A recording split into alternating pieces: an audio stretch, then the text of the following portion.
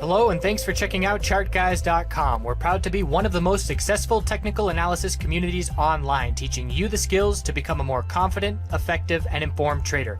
Join our community of hundreds of analysts worldwide working together to learn the charts, generate profit, and achieve financial independence. For access to daily live chart analysis and market coverage, a thriving chat community, along with dozens of hours of exclusive educational materials. We look forward to seeing you. Let's check out some charts. Hey traders, checking in on the broader markets. I put out a trade review video a couple hours ago on the YouTube channel, went over a SPY, Amazon, and Roku trade that I made today, and I hammered home the point a little bit that short term is unclear for me right now. And again, SPY, these daily candles, not ideal, but short term is unclear for me, and that is okay. I don't know what the short term direction is going to do, and it's important that we admit that to ourselves when that is the case. Because I admit that to myself, I recognize it, and then I say, okay, I'm going to trade less, pump the brakes, and be more cautious. If I don't do that, if I don't look my ego in the face and say, I don't know, if I pretend like I know, that's how I'm going to lose money. So we have to be real with ourselves and admit, I don't know what we're going to be doing in the short term. I'm going to wait for some more clarity. And that's the case for the S&P 500. Today, it was just back and forth. We had a dump at the low of the day, first thing in the morning, that held the low of yesterday by 21 cents. We saw a significant bounce straight to the high of the day. We then dumped on some news that New York was going to be looking to stay in lockdown until May 15th. That was a potential catalyst. We held the low of the day by 8 cents, another significant bounce. So the only real clarity is the bounces off support, which are very clear. Seeing some strength here in after hours. Trump's going to be talking about a three-phase plan to reopen the United States and the economy and all that. So that's something to be watching for after hours reactions. But overall, again, being patient and admitting, I don't know. And that's something that we as traders have to do. We have to be aware of our ego. Because if we're not going to admit, I don't know, and if I'm going to come on here and try and say, this is what the S&P 500 is going to do over the next couple of days, I'm kidding myself, and that's probably going to result in me having less money. So looking at SPY, first, let's go to the S&P 500 futures chart. This is what we looked at yesterday, that right shoulder on the 6-hour time frame. I like the 6-hour for clarity, nice and smooth. Could this still be the right shoulder forming? Yes, it could be. It's not entirely clear, but this is the left shoulder. This is the head. Our right neckline level is clear, 273, 2753.40. That is our neckline level. Anything under 2850 is a lower high. Compared to the high of this move, we would have to fail to break 28.50 and then drop down and break that 27.53 support if we are going to confirm this pattern. It is still alive. If that pattern confirms, we will lose bull momentum in the short term and the bears will have some short-term control. If this pattern confirms, the odds that our weekly lower high has been set will increase a little bit. And if this pattern does not confirm, it's a daily bull flag and the bulls will keep complete control. We have the financial sector continuing to show weakness while the tech sector continues to show strength. The tech sector is made up in large part by Amazon, Microsoft, Apple, and the major players. They have more weight than the vast majority of individual names. So if Amazon's in blue sky breakout, it can hold up essentially the market as a whole a lot better. And I've been saying for a while, the most important stock in the market is Apple, although I'd have to go back and double look at the individual holdings of the tech sector, but pretty much Apple, Amazon, Microsoft are the three most important stocks in the entire stock market because of the weights that they have in these ETFs, in the tech sector holdings, the weights that the tech sector holdings have in the S&P 500. So those are the most important. And if the Amazon is running the blue sky breakout day after day after day, the market's not going to see any weakness. So we're going to have to see weakness in those major names to see weakness in the entire broader market.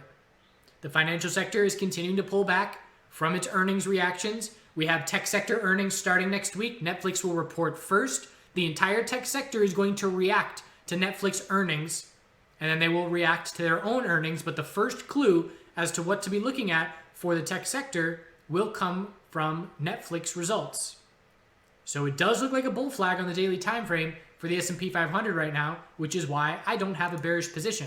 I'm watching this potential right shoulder, and it looks like this after hours move is gaining some speed. So I'm watching for it, but I'm not confident enough to put my money on it. And we are seeing that strength after hours. So I'm watching it into tomorrow. And if it breaks, the bulls keep complete control, and our weekly tops have not been set yet. So tomorrow will be all about, for SPY, it'll be all about 284.90 resistance. And the most important support will be this base down in the 275s. IWM does not have the tech sector exposure that the S&P 500 does. It has more financial sector exposure. And because the financial sector is weaker and they're both going in opposite directions, it is going down. So we're looking for 102.60. I expect a higher low compared to that level, but we're also pulling back enough to start watching for the potential of when we do bounce to be looking for a daily lower high compared to the top of 124.88. And if we look at the financial sector, same thing. We're still in a daily uptrend. We have not lost the higher lows because anything above 1936 is a daily higher low, but the size of the pullback is significant enough that we will look for a daily lower high. And if we're going to lose this daily uptrend, in my opinion, it would be by setting a daily higher low compared to 1936, failing to break the high of the bounce, and then losing that low to set a clear daily lower high and lower low into consolidation. There are already some banks that are clearly setting weekly lower highs in different countries. There's a Canadian bank, and I don't have the ticker off the top of my head, but it was more clearly setting a weekly lower high and pulling back. So we're watching for a loss of the daily uptrend for financial sector weakness. And then within the financial sector, some names are weaker than others. JPM is weaker, closing near the low, giving back a ton of its bounce overall. And we look at BAC, or let's look at MS. MS, way stronger. So MS is holding on much better than JPM. But overall, by looking at XLF, we can see that the majority of the financial sector names are seeing that weakness. The tech sector is on fire.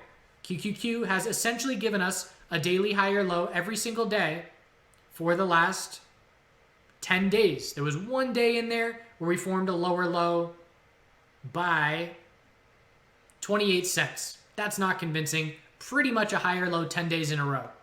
And again, if the tech sector is not going to top out, the market is not going to top out. If Amazon is not going to top out, the S&P 500 is not going to top out. So we're watching QQQ's hourly uptrend, and that was a key this morning. Not only did SPY hold the low of yesterday, but QQQ never lost the hourly uptrend. The higher low at the end of the day yesterday was 209.04. We started this morning with strength first thing to a higher high over the high of yesterday, and then we pulled back and we held 209.04. We never lost the hourly uptrend. We formed another hourly higher low, holding the low of the day, and now we're breaking to higher highs in after hours. So the uptrend is remaining intact, and if we do not see the tech sector lose the hourly uptrend, we're not going to set an S&P 500 weekly lower high. And when we do lose the hourly uptrend on QQQ, tons of space for a daily higher low to try and form.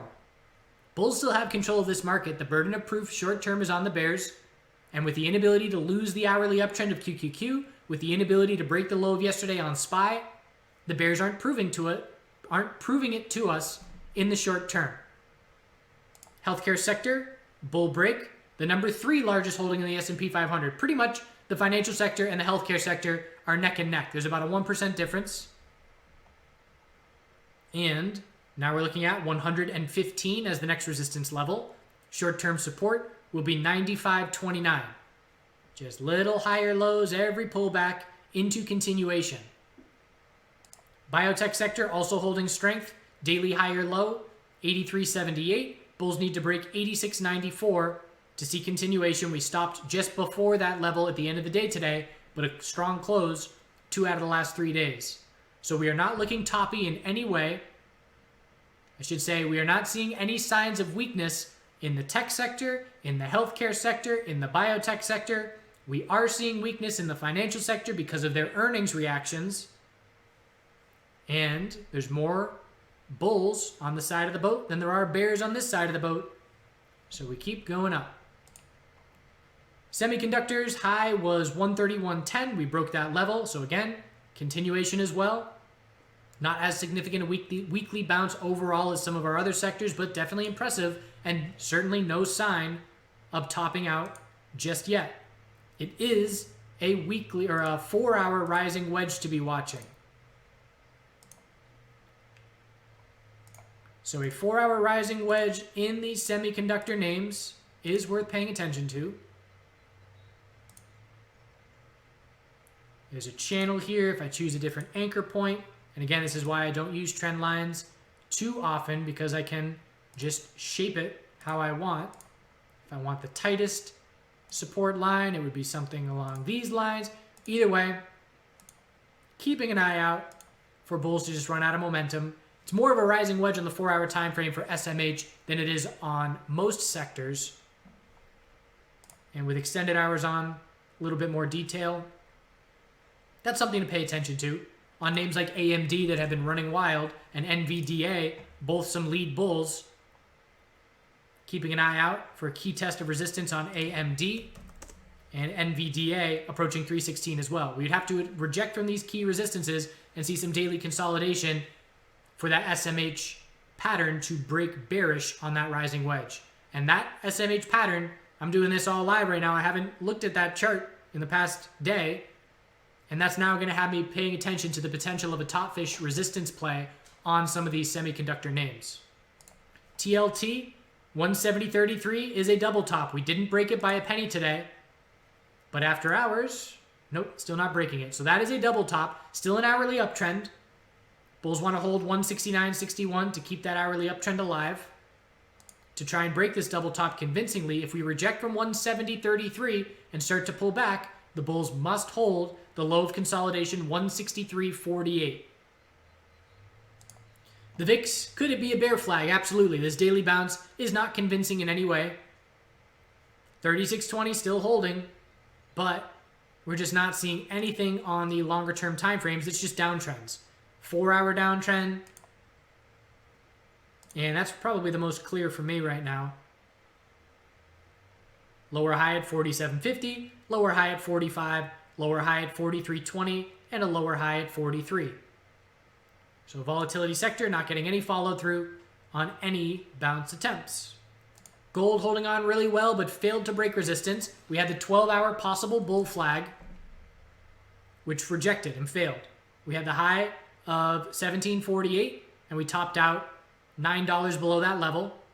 And if we drop down and break 17.08, again, that's the level of support. We had 3 touches yesterday, and we touched it again today. And we just keep bouncing off of it. That is the short-term support. And if that level breaks, more significant daily consolidation is coming. The dollar is giving us this picture-perfect daily equilibrium. Our higher low compared to 98.27 did form, and now it's all about 193 resistance. And how this pattern breaks likely next week is going to be very important for short-term direction in gold and silver. Silver pulling back a bit more than gold, but still holding on. Again, this daily consolidation not significant at this point. 4-hour resistance is 15.60. So bulls holding momentum in gold and silver. And we're watching this XAU, XAG chart to be keeping an eye out for a potential weekly higher low to form. But we're not convinced of that yet, as this week is just an inside bar. And it will be worth paying attention to how this inside bar breaks next week as to whether we should be looking at gold or silver for the short term. Miners, daily higher low is set on GDX at 29.37. Bulls need to break 32.27 for continuation of this uptrend. If we fail 32.27 and drop down and break 29.37, we lose the daily uptrend and see a short-term shift in momentum. Oil. So oil is still weak. The 4-hour time frame set up this morning for the potential of a trend change that we were keeping an eye on. Low, high of the bounce was 20.66, higher low was 19.87, and we failed to break 20.66. And then we broke support. So still just lower highs and lower lows, no clear 4-hour higher low and higher high. Could oil be a 12-hour bear flag? Absolutely, unless the bulls can prove to us with a break of 20.66 that it is not a 12-hour bear flag. That possibility remains on the table. Natural gas bullish reaction to the inventory report. Natural gas doing what it does best. Big bull moves with no trend changes. Have to see an hourly trend change to believe in follow through in this move for now. But it's big enough for us to say, okay, that's clearly our daily higher low being set.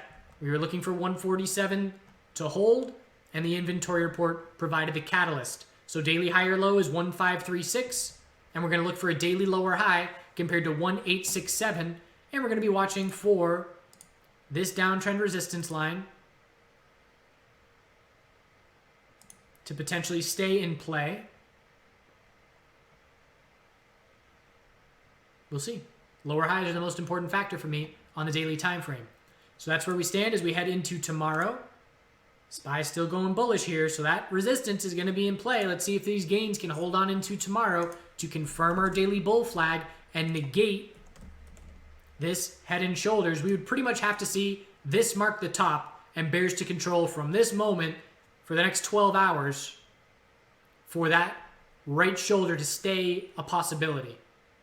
It's possible, but we are marching towards resistance, and if that resistance breaks, for me, I just feel like every new higher high that we see, a new fresh wave of shorts is being squeezed, with so many people looking bearish on social media, and they're looking bearish because fundamentally, this move does not make sense. And the only reason I am not in bearish positions and losing right now is because long ago that I learned that this stock market is a complete disconnect between flashing numbers in cyberspace and reality. It's a video game. Treat it as a video game. It doesn't have to make sense. It very often doesn't make sense. And if you have that mindset, in my opinion, you can much more easily navigate this trading game without a bias that will make you lose money.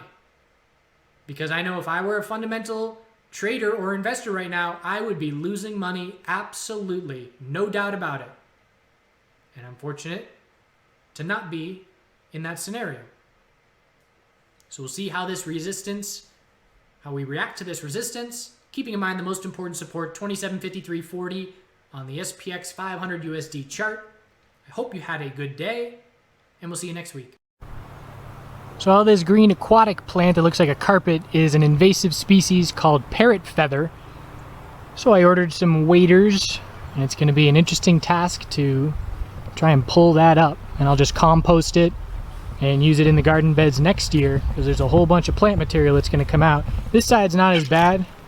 Probably focus on this side, but it just strangles everything out, and the frogs can't get to the sides of the pond, and the ducks can't swim in here, so I'm going to put on some waders and dig up plants and muck for a few days.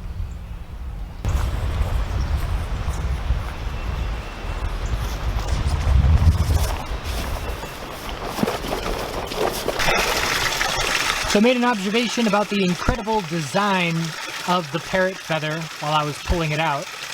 But the way the leaves are designed by nature is as they go under the water, they trap air and it pulls them back to the surface when they go underwater. So you can see there how the leaves are forming a little air pocket.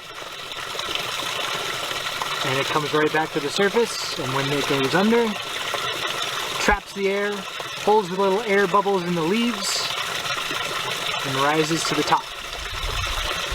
Pretty impressive by Mother Nature.